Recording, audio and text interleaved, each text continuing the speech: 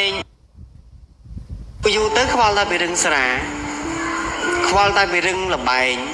អាបាយមុខឲ្យពេញតែស្រុកពេញតែទេស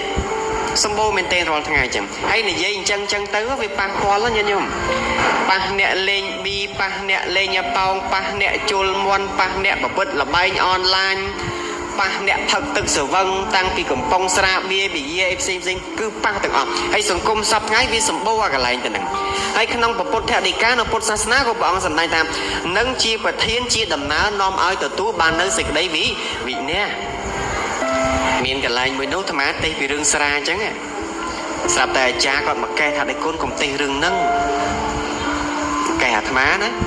កុំឲ្យទេសរឿងហ្នឹងខ្លាចប៉ះពាល់ដល់គេបានអាត្មាថាធ្វើលោកទេសនាឲ្យបើមិនហ៊ាននិយាយត្រង់អាកន្លែងទៅនឹងទេមកទេសធ្វើអីញោមនៅវត្តអនិច្ចាអនិច្ចំ5000 10000វាមិនស្រួលជាងហើយនិយាយរឿងអស់ហ្នឹងបានតែគេជេរទេមិនមែនញាតិញោមអ្នកសប្បុរសជនហ្នឹងអ្នកជេរទេគឺពួកអ្នកផឹកហ្នឹងឯងពួកអ្នកលបាយហ្នឹងឯងបានតែជេរទេប៉ុន្តែហេតុអីបានអាត្មាដឹងតែគេជេរដែរនៅតែនិយាយពីព្រោះអាត្មាឃើញថានេះជា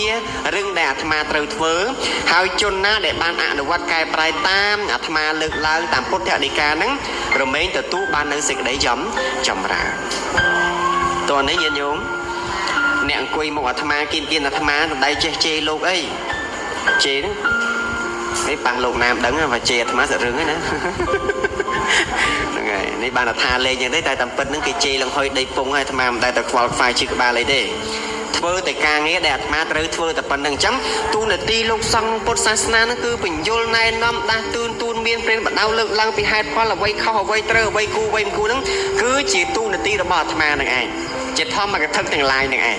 ត្រូវសម្ដែងត្រូវបញ្យលប្រាប់ទៅណែនាំប្រាប់ដល់ពុទ្ធបរិស័ទទាំងឡាយឲ្យមានស្មារតីក្នុងការកែប្រែខ្លួនឯងពីចំណុចខ្វះខាតឲ្យទៅរកចំណុចពេញលេញដោយភាពត្រឹមត្រូវ